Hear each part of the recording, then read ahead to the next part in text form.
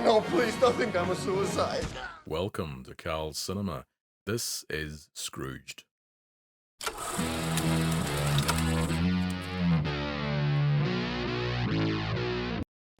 Well, with this time of year fast approaching, it was inevitable that I would at some point have to cover Christmas films. And for the first one up out of two, I've chosen to rewatch Bill Murray's take on a Charles Dickens classic, Scrooged. But was Murray's return to leading man roles worth the behind-the-scenes trouble during production? And can we call Scrooged a holiday classic, now close to 4 decades since its release? That's what we'll be exploring with this video, as well as giving Scrooge a score out of 10. And as I come up close to 100 subscribers, I'd like to thank everyone and wish you all a Merry Christmas. Aww, and that's quite enough of that. But for more than just Christmas film reviews, do be sure to make sure you're subscribed and be notified of new videos as we round out the year and head into 2025. You know, I like seeing you. I like being with you. I want you to have a Happy New Year. Dickens' 1843 novella A Christmas Carol is as much a part of Christmas Day as day drinking or your dad walking around with a rubbish bag while you unwrap your presents. And to say that it has a lot of adaptations is understating just how many there are, with everyone from Blackadder to the Flintstones and even Barbie getting a turn at being visited by 3 ghosts. And while some have definitely fared better than others, it's time to see where Scrooge lands on the scale between the Muppets version and A Carol Christmas.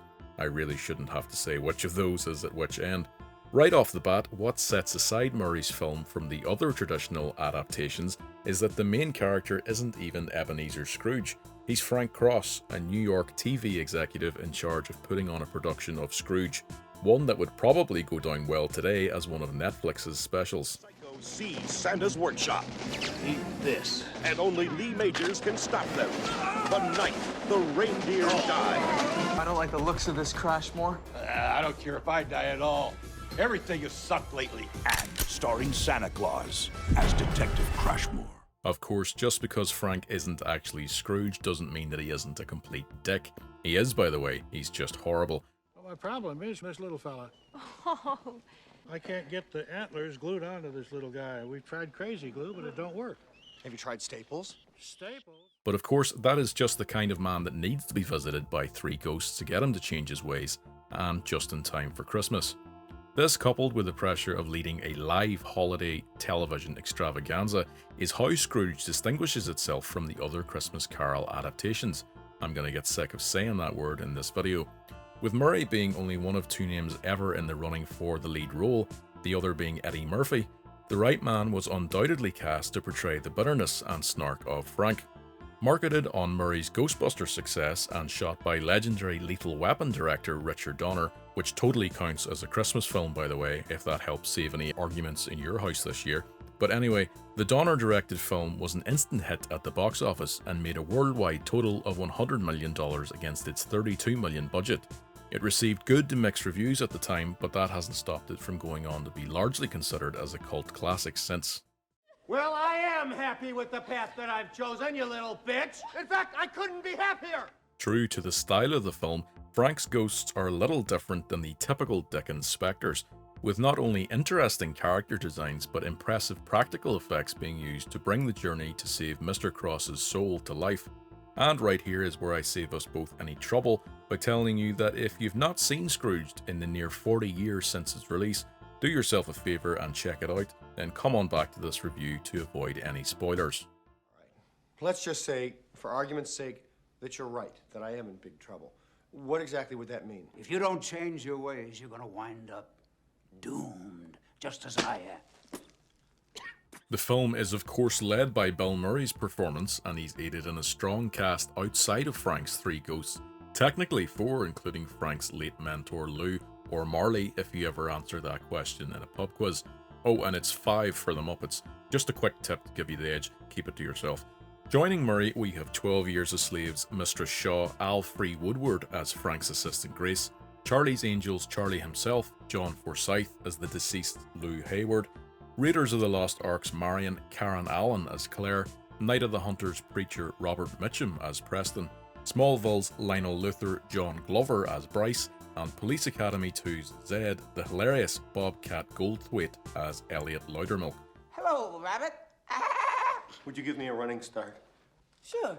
1001, 1002, 1003. This is a slightly edgier, darker look at the Christmas Carol story, with Murray's typically glib and downright rude Frank Cross dialing the distasteful qualities of the usual Scrooge protagonist all the way up to 11. Why don't you just make 10 louder and make 10 be the top number and make that a little louder? These go to 11.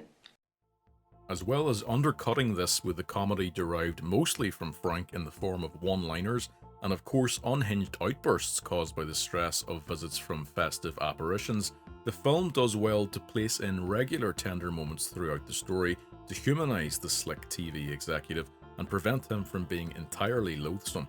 Murray's heartfelt, teary-eyed speech at the end of the film is a highlight, although Frank's discovery of a dead Herman under the streets of New York is particularly eerie, especially since Frank realises he might have been spared if Frank had just given him a few dollars when asked. On a side note, this is the second film that I can think of where Bill Murray is unable to stop a man freezing to death on a holiday. Jesus, give me a happy ending here, Herm. Come on, man. Behind the scenes, things weren't exactly smooth.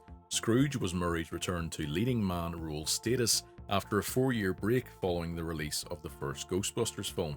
This pressure, combined with director Richard Donner's differing vision for the film, led to tension on set, so much so that with Murray ad-libbing Frank's big speech at the end of the film, Donner ended up thumping scriptwriter Michael O'Donoghue on the arm in frustration. Why he didn't just lay one on Murray is a mystery, as he can obviously take a punch. Oh, look, there's Mr. Hedgehog. I wonder where he's going. Perhaps to Harlem! Mind you, Murray apparently did indeed suffer for his art. Besides his butting heads with Donner and often winding up sitting alone on set feeling miserable, it was the combination of dust, smoke and whatever substance that was used as fake snow during filming, hopefully it wasn't the asbestos kind that was used in The Wizard of Oz, that reportedly caused the actor to cough up blood. Wow. Pretty serious.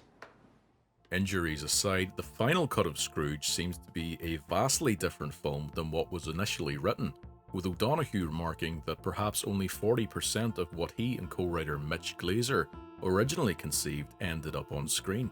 He went even further, stating that they wrote a fucking masterpiece. We wrote a story that could make you laugh and cry. You would have wanted to share it with your grandchildren every fucking Christmas for the next 100 years. The finished film was a piece of unadulterated, unmitigated shit. Crap. Pure, unadulterated crap. Mother, how's yours? It's crap.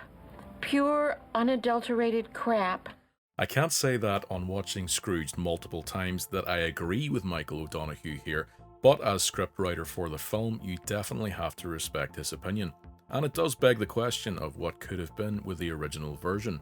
From O'Donoghue's comments in interviews, it seems that the original version would have been a longer and more subtle version with less of an edge and even more of a heartfelt approach. Whether this would have worked with the talents of Bill Murray as an actor, we'll never know, but I have to say I'm more than happy with the version of Scrooge that we got, as its edge that O'Donoghue would have rounded out is what helps it stand out from the run-of-the-mill Christmas films. Now, I have to kill all of you. So what's the verdict on Scrooged? Well, despite thoughts of what could have been with its original script, Scrooged sets itself apart from other Christmas Carol adaptations with its black comedy humour and a standout performance from what comes across as an effortlessly cool Murray. While some viewers may roll their eyes at its focus on sentimentality later in the film, it is after all a moralistic redemption story about a man finally learning to be a better human being, something that will never not be relevant or needed.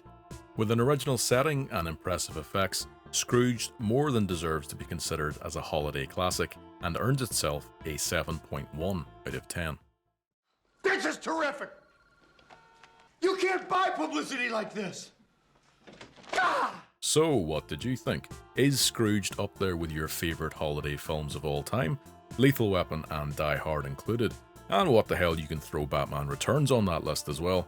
Or is the Bill Murray-led comedy just too zany to supply that festive hit that you need from your Christmas films? You can let me know in the comments and hit subscribe if you haven't already, and be sure to come back to Cal's Cinema. Bah humbug.